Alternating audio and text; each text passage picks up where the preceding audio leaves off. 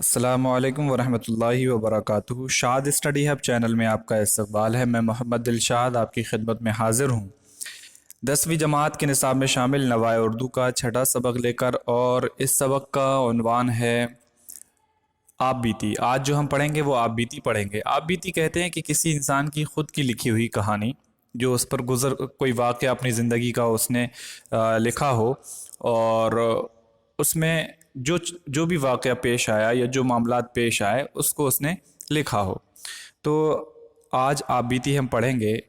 इससे पहले हमने अफसाना और सवाने, फिर ड्रामा, उसके बाद ये आप बीती चौथी सिन्फ है ये इस किताब में जो शामिल है। आप बीती जो आज हम पढ़ेंगे उसके उसको मेंशन जो किया है वो सैयद आबिद हुसैन ने किया है। और पहले सैयद आबिद हुसैन के बारे में हम कुछ पढ़ते हैं, उसके बाद फिर हम आप बीती पढ़ेंगे जो इन्होंने लिखी है। सैयद आबिद हुसैन 1896 में पैदा होते हैं और 1978 में इनका इंतकाल होता है। डॉक्टर सैयद आबिद हुसैन का वतन दाईपुर ज़िला फर्रुखाबाद उत्तर प्रदेश था। आबिद हुसैन की पैदाइश भोपाल मध्य प्रदेश में हुई, जहां उनके दादा और वालिद मुलाजमत करते थे। सैयद आबिद हुसैन की वालिदा का ताल्लुक़ लखनऊ के एक ताल्लुकादार घराने से था। उनका बचपन दाईपुर और लखनऊ में गुजरा। इब्तदाई तालीम गांव के स्कूल में और सानवी तालीम भोपाल में हासिल की। इलाहाबाद यूनिवर्सिटी से बीए पास किया और फिर आला तालीम ऑक्सफोर्ड यूनिवर्सिटी बरतानिया और बर्लिन यूनिवर्सिटी जर्मनी में हासिल की। सैयद आबिद हुसैन ने फ़लसफ़ा में डॉक्टरेट की डिग्री ली। जर्मनी से वापस आकर डॉक्टर जाकिर हुसैन और प्रोफेसर मोहम्मद मुजीब के साथ जामिया मिल्लिया इस्लामिया में काम करने लगे। जामिया मिल्लिया इस्लामिया में काम करने के साथ साथ डॉक्टर आबिद हुसैन तसनीफ़ व तालीफ़ का काम भी करते रहे। उन्होंने सबसे पहले 1926 में एक ड्रामा पर्दे गफलत लिखा। जर्मन ज़बान की कई किताबों का उर्दू तर्जुमा किया, जिनमें गोएटे की फाउस्ट सबसे अहम है। डॉक्टर आबिद हुसैन ने महात्मा गांधी की खुद नविश्त का तर्जुमा तलाश हक के नाम से और पंडित जवाहरलाल नेहरू की डिस्कवरी ऑफ इंडिया का तर्जुमा तलाश हिंद के नाम से उर्दू में किया है। तो तलाश हक जो है ये महात्मा गांधी की खुद नविश्त, उनकी आप बीती जो है उसका लिखा हुआ, उससे मुताल्लिक जो उनकी यानी आप बीती पर जो उनकी किताब है खुद नविश जो उन्होंने अपने बारे में लिखी है, उसी का तर्जुमा इन्होंने किया है तलाश हक के नाम से। और उसी तलाश हक से आज हम पढ़ेंगे एक मजमून। चलिए आगे देखते हैं। उर्दू के अलावा अंग्रेज़ी में भी कई किताबें लिखी, जिनमें कौमी तहज़ीब का मसला और हिंदुस्तानी मुसलमान आईन अय्याम में उर्दू अंग्रेज़ी दोनों ज़बानों में शाये हुई। उन्होंने उर्दू के इल्मी सरमाए में काबिल क़द्र इज़ाफ़े किए। वो दो मशहूर जराइद इस्लाम और असर जदीद और इस्लाम एंड द मॉडर्न एज के बानी मुदीर भी रहे। चोरी और उसका कफ़ारा गांधी जी की आप बीती के उर्दू तर्जुमे से माखूज़ है। चोरी और उसका कफ़ारा हाई स्कूल में, चलिए शुरू करते हैं। ये गांधी जी के ऊपर है, गांधी जी के बारे में लिखा हुआ है, चोरी और उसका कफ़ारा। हाई स्कूल में जिन लड़कों से मुझे मुख्तलिफ औक़ात में दोस्ती उनमें से दो कल्बी दोस्त कहे जा सकते हैं। एक से मेरी दोस्ती ज़्यादा दिन नहीं रही। मैंने उसे नहीं छोड़ा, बल्कि उसने मुझे छोड़ दिया, इस कसूर पर कि मैंने दूसरे से मेल जोल पैदा किया। इस दूसरी दोस्ती को मैं अपनी ज़िंदगी का एक अलमनाक वाक़या समझता हूँ। ये बहुत दिन कायम रही। मैंने उसे इस्लाह के जोश में शुरू किया था। मेरा ये रफ़ीक असल में मेरे मजले भाई का दोस्त था। ये दोनों हम सबक थे। मैं उसकी कमज़ोरियों से वाकिफ़ था, मगर उसे वफ़ादार दोस्त समझता था। मेरी माँ ने, मेरे बड़े भाई ने, मेरी बीवी ने मुझे मुतनब्बे किया कि तुम्हारी सोबत ख़राब है। बीवी की बात में तो शौहरी के गुरूर में कब सुनता था, लेकिन माँ और बड़े भाई की राय के ख़िलाफ़ अमल करने की मुझ में हिम्मत न थी। फिर भी मैंने उनसे उज़्र माज़रत की और कहा, मैं जानता हूँ कि इसमें वो कमज़ोरियाँ हैं जो आपने बताई, मगर आपको उसकी अच्छाइयों की खबर नहीं। वो मुझे गुमराह नहीं कर सकता, क्योंकि मैं उससे इस नीयत से मिलता हूँ कि उसकी इस्लाह करूँ। मुझे यकीन है कि अगर वो अपने एतबार दुरुस्त करे तो बड़ा अच्छा आदमी हो जाएगा। मेरी इल्तिजा है कि आप मेरी तरफ से तरद्दुद ना करें, यानी शक में ना पड़ें। उससे उनका इत्मीनान तो नहीं हुआ, मगर उन्होंने मेरी तौजीह मान ली और मुझे मेरी राह चलने दिया। आगे चलकर मुझे मालूम हुआ कि मेरा अंदाज़ा गलत था। जो शख्स किसी की इस्लाह करना चाहता है वो उसके साथ शीर व शुक्र होकर नहीं रह सकता। सच्ची दोस्ती रूहानी इत्तेहाद का नाम है जो इस दुनिया में बहुत कम होता है। सिर्फ उन्हीं लोगों में जिनकी तबीयत एक सी हो दोस्ती पूरी तरह मुकम्मल और पायदार हो सकती है। दोस्तों में हर एक का असर दूसरों पर पड़ता है, इसलिए दोस्ती में इस्लाह की गुंजाइश बहुत कम है। मेरी राय में किसी एक शख्स से एक जान दो कालिब हो जाने से परहेज करना चाहिए, क्योंकि इंसान पर बनिस्बत नेकी के बदी का असर जल्द पड़ता है। और जो शख्स खुदा का दोस्त होना चाहता है उसे लाजिम है कि या तो अकेला रहे या सारी दुनिया से दोस्ती करे। मुमकिन है कि मेरी राय गलत हो, मगर मुझे तो कल्बी दोस्ती पैदा करने में नाकामी हुई। जिन दिनों मेरी मुलाकात उस दोस्त से हुई, राजकोट में रिफॉर्म का बड़ा जोर था। उसने मुझे बताया कि हमारे बहुत से उस्ताद छुपकर शराब और गोश्त का इस्तेमाल करते हैं। उसने राजकोट के बहुत मशहूर आदमियों के नाम भी लिए जो उस जमात में शरीक थे। उसने कहा कि उस ज़ुमरे में हाई स्कूल के बाज़ लड़के भी हैं। मुझे ये सुनकर ताज्जुब और रंज हुआ। मैं बुज़दिल भी था। मुझे हर वक्त चोरों, भूतों और सांपों का खटका रहता था। रात को घर से बाहर कदम रखने की हिम्मत न पड़ती थी। अंधेरे से मेरी रूह फना होती थी। मेरे लिए अंधेरे में सोना तकरीबन नामुमकिन था, क्योंकि मुझे वहम होता कि एक तरफ से भूत चले आ रहे हैं, दूसरी तरफ से चोर, तीसरी तरफ से सांप। बगैर कमरे में रोशनी रखे मुझे सोते ना बनता था। मैं अपनी खौफ को अपनी कमसिन बीवी पर क्यों जाहिर करता? मैं जानता था कि उनमें मुझसे ज़्यादा हिम्मत है और मुझे अपने ऊपर शर्म आती थी। उन्हें सांपों और भूतों का कोई डर न था। वो अंधेरे में हर जगह चली जाती थी। मेरे दोस्त को मेरी उन कमज़ोरियों का हाल मालूम था। वो कहता था कि मैं जिंदा सांप हाथ पर रख सकता हूँ, चोरों का मुकाबला कर सकता हूँ और भूतों का कायल ही नहीं हूँ। मेरे एक अजीज़ को और मुझे सिगरेट पीने का चस्का लग गया। ये बात ना थी कि हम उस आदत को अच्छा समझते हों या सिगरेट की खुशबू पर रिझे हों। हमें तो सिर्फ मुंह से धुआं निकालने में एक ख्याली लुत्फ आता था। मेरे चचा उसके आदी थे और जब हम उन्हें सिगरेट पीते देखते तो हमारा जी चाहता कि उनकी तरह हम भी पिएं, मगर हमारे पास दाम तो थे नहीं। इसलिए हमने इब्तिदा इस तरह की कि हम सिगरेट के टुकड़े जो हमारे चचा पीकर फेंक देते थे चुरा लाते थे, मगर ये टुकड़े हर वक्त नहीं मिल सकते थे और उनसे धुआं भी ज़्यादा नहीं निकलता था। इसलिए हमने नौकरों की जेब खर्च में से पैसे चुराना शुरू किए कि हिंदुस्तानी सिगरेट ख़रीदें। मगर मुसीबत ये थी कि उन्हें रखें कहाँ, क्योंकि ज़ाहिर है कि हम बड़ों के सामने तो सिगरेट पी नहीं सकते थे। चंद हफ्ते तक तो हम किसी न किसी तरह उन चुराए हुए पैसों से काम चलाते रहे। इस अरसे में हमने सुना कि एक दरख्त की डाल में मुसामात होते हैं और उसके टुकड़े सिगरेट की तरह पिए जा सकते हैं। हम उन्हें ले आए और पीना शुरू कर दिया, लेकिन इन चीज़ों से हमारी तसल्ली ना होती थी।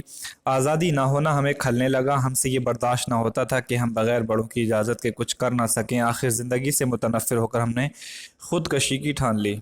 मगर अब ये सवाल था कि ख़ुदकशी कैसे की जाए। जहर खाएं तो जहर कहाँ से लाएं? हमसे किसी ने कहा कि धतूरे के बीज जहर कातिल हैं। हम दौड़े हुए जंगल में गए और बीज ले आए। हमने शाम के वक्त को उस काम के लिए मुबारक समझा। हम केदार जी मंदिर में गए, वहाँ के चिराग में घी डाला, दर्शन लिए और कोई सूनी जगह ढूंढने लगे। मगर हमारी हिम्मत ने जवाब दे दिया, फ़र्ज़ करो हम फ़ौरन ना मरे, और आखिर मरने से फ़ायदा ही क्या? आज़ादी नहीं है तो ना सही, इसी हालत को क्यों ना बर्दाश्त करें। फिर भी हम 2-3 बीज निगल ही गए। हम दोनों मौत से डर गए और हमने तय किया कि राम जी मंदिर जाकर हवास दुरुस्त करें और ख़ुदकुशी का ख्याल छोड़ दें। मुझे मालूम हो गया कि ख़ुदकुशी करना इतना सहल नहीं जितना इसका इरादा करना। और उस दिन से जब कभी मैं सुनता हूँ कि फ़लाँ शख्स ख़ुदकुशी की धमकी दे रहा है तो मुझ पर बहुत कम असर होता है।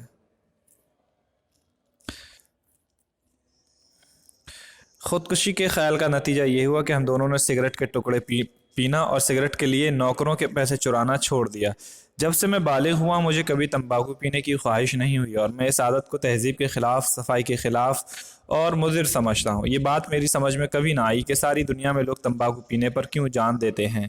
मुझसे तो रेल के डिब्बे में जहाँ तंबाकू पीने वाले भरे हों नहीं बैठा जाता, मेरा दम घुटने लगता है। लेकिन इससे कहीं बड़ी चोरी का मैं कुछ दिन बाद मुर्तकिब हुआ। जब मैंने पैसे चुराए तो मेरी उम्र 12-13 साल की, बल्कि उससे भी कम थी। दूसरी चोरी के वक्त मैं 15 बरस का था। इस बार मैंने अपने गोश्त खाने वाले भाई के बाजूबंद से एक सोने का टुकड़ा चुराया। ये भाई 25 रुपए के मकरूज थे। वो बाजू पर खालिस सोने का बाजूबंद बांधा करते थे। इसमें से एक टुकड़ा काट लेना कोई मुश्किल बात न थी। चुनांचे ऐसा किया गया और कर्ज अदा हो गया। लेकिन इतना संगीन जुर्म था कि मुझसे किसी तरह बर्दाश्त नहीं हो सकता था। मैंने अहद कर लिया कि फिर कभी चोरी ना करूंगा। मेरा ये भी इरादा हुआ कि अपने वालिद के सामने जुर्म का इतराफ़ कर लूं, मगर हिम्मत ना पड़ती थी। ये बात ना थी कि मुझे वालिद के हाथ से मारने का डर हो। मुझे जहाँ तक मुझे याद है उन्होंने हम लोगों को कभी नहीं मारा। खौफ था तो ये कि उन्हें बहुत दुख होगा। आखिर में ये फैसला किया कि मैं इतराफ़नामा लिखकर अपने वालिद को दूं और उनसे माफ़ी की दरख्वास्त करूं। मैंने सारा वाक़या कागज़ पर लिखा और ख़ुद ले जाकर उन्हें दिया। उस रुक़े में मैंने सिर्फ अपने जुर्म का इतराफ़ किया, बल्कि ये न सिर्फ अपने जुर्म का इतराफ़ किया बल्कि ख्वाहिश भी ज़ाहिर की कि मुझे उसकी काफ़ी सज़ा दी जाए। और आखिर में उनसे दरख्वास्त की कि मेरे कसूर के बदले वो अपना दिल ना कुढ़ाएं। मैंने इस बात का अहद किया फिर कभी चोरी ना करूँगा। मैंने एतराफ़नामा उन्हें दिया तो मैं काँप रहा था। वो उन दिनों नासूर में मुब्तला थे और साहिब फराश थे। एक खुर्रे तख्त पर लेटे रहते थे। मैंने रोका, उन्हें दे दिया और चौकी के सामने बैठ गया। उन्होंने उसे अव्वल से आखिर तक पढ़ा और मोतियों के कतरे टप टप उनके रुखसारों पर और कागज़ पर गिरने लगे। दम भर वो आंखें बंद करके सोचते रहे। उसके बाद उन्होंने रुका फाड़ कर फेंक दिया। वो उसे पढ़ने के लिए पहले बैठ गए थे, अब वो फिर लेट गए। मैं भी रोने लगा। मैं देख रहा था कि उन्हें कैसा दुख है। अगर मैं नक्काश होता तो आज इतने दिन के बाद भी पूरे मंजर की तस्वीर खींच देता। उस वाक़े की याद मेरे दिल में अब तक ताज़ा है। उन मोहब्बत की मोतियों ने मेरे दिल को पाक कर दिया और मेरे गुनाहों को धो डाला। उस मोहब्बत को वही खूब जानता है जिसने उसका लुत्फ़ उठाया हो। ये मेरे लिए अहमसा का अमली सबक था। उस वक्त तो मुझे उसमें सिवाय बाप की मोहब्बत के कुछ नज़र ना आता था, मगर आज मैं जानता हूँ कि ये खालिस अहमसा था। जब ये अहमसा हमागीर हो जाता है तो जिस चीज़ को छूता उसकी काया पलट देता है। उसकी क़ुव्वत की कोई इंतहा नहीं। इस तरह का शानदार अफ़ मेरे वालिद की तबीयत से बाइद था। मेरा ख्याल था कि वो खफा हो जाएंगे, सर पीट लेंगे, मुझे सख्त सुस्त कहेंगे, लेकिन उनका सुकून देखकर हैरत होती थी। और यकीनन उसकी वजह यही थी कि मैंने साफ साफ अपने गुनाह का एतराफ़ कर लिया।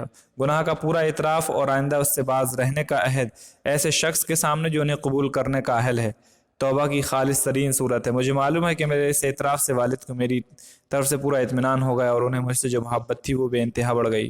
ये तलख़ीस है, मज़मून यानी लंबा है। मुतरजम जो है इसके तर्जुमा करने वाले सैयद आबिद हुसैन हैं और आबिदी लिखी हुई जो है वो गांधी जी की लिखी हुई है। अब अल्फाज देख लें यहाँ पर। लफ्ज़ और माना। कफ़ारा का माना गुनाह या कसूर का बदला जो कसूरवार की तरफ से अदा हो। कल्बी दोस्त का मतलब है दिली दोस्त, बहुत करीबी दोस्त। मुतनब्बा किया का मतलब है खबरदार किया, आगाह किया। उज़्र माज़रत किसी कसूर या कमी की सफाई के तौर पर जो बात कही जाए। तरद्दुद परेशानी, उलझन के माना में है। तौजी का मतलब होता है वजह बयान करना, दलील बयान करना। एक जान दो कालिब, इंतहाई दोस्ती, गोया जिस्म दो हैं लेकिन जान एक। लफ्ज़ के माना है गलती, भूल चूक, गुमराही। मुसामात जिल्द के बारीक सुराग जिनसे पसीना निकलता है। जहर कातिल वो जहर जिसके खाने से इंसान मर जाए। मुहलिक जहर। मुर्तकिब काम में हाथ डालना या कसूरवार। साहिब फराश का मतलब है वो बीमार जो बिस्तर से ना उठ सके। अहमसा यानी अहिंसा, खून खराबे और तोड़ फोड़ में यकीन ना रखना या उन बातों पर अमल ना करना। अदम तशद्दुद। हमागीर का मतलब है जो सब पर छाया हो। अफ का मतलब है माफ़ी और दरगुजर। अब गौर करने की बात देखें यहाँ। महात्मा गांधी की आप बीती माय एक्सपेरिमेंट्स विद ट्रुथ के उर्दू तर्जुमे तलाश हक से लिया गया है। मजमून पढ़ते वक्त आपको किसी भी सत्र पर यह शुबा नहीं होगा कि यह तर्जुमा है। अच्छे और कामयाब तर्जुमे की यही खूबी है कि इस पर असल का गुमान हो। महात्मा गांधी ने अपनी सवानें लिखते वक्त अपनी शख्सी कमजोरियों को छुपाया नहीं, उन पर किसी तरह का पर्दा नहीं डाला और खुले दिल से अपनी गलतियों और कोताहियों का इतराफ़ किया और ख़ुद ही अपनी इस्लाह की। एक अच्छी आबीती की पहली खूबी यही है कि उसमें किसी तरह का तसन्नो यानी बनावट, आर्टिफिशियलिटी ना हो। इस तरह की आबीतियाँ पढ़ने वाले के लिए लुत्फ़ के साथ साथ इबरत यानी नसीहत और इस्लाह के मौक़े भी फराहम करती हैं।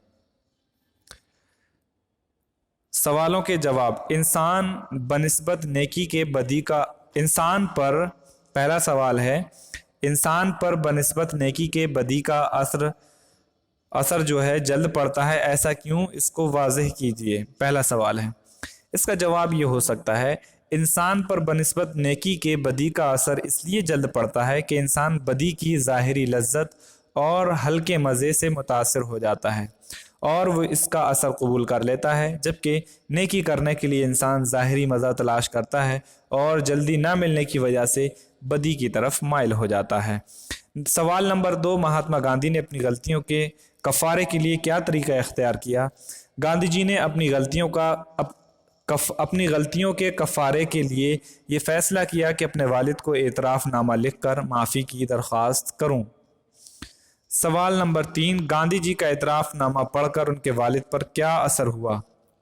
जवाब, उन्होंने अव्वल से आखिर तक और यानी उस एतराफ़नामे को पढ़ा, अव्वल से आखिर तक उसको पढ़ा और मोतियों के कतरे टप टप उनके रुखसारों पर और कागज़ पर गिरने लगे। दम भर वो आंखें बंद करके सोचते रहे। उसके बाद उन्होंने रुका फाड़ कर फेंक दिया।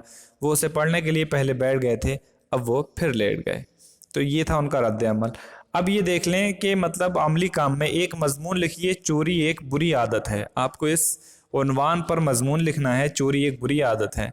नंबर 2, गांधी जी की ज़िंदगी से मुताल्लिक़ किताबें हासिल करके उनका मुताला कीजिए। उम्मीद है ये सबक आपको समझ में आ गया होगा। किसी भी तरह की कोई दिक्कत पेश आती है कमेंट बॉक्स में आप ज़रूर पूछें। मिलते हैं आपसे अगली वीडियो में एक नए सबक के साथ। तब तक आप अपना ख्याल रखें, खुश रहें, आबाद रहें। अल्लाह हाफिज़।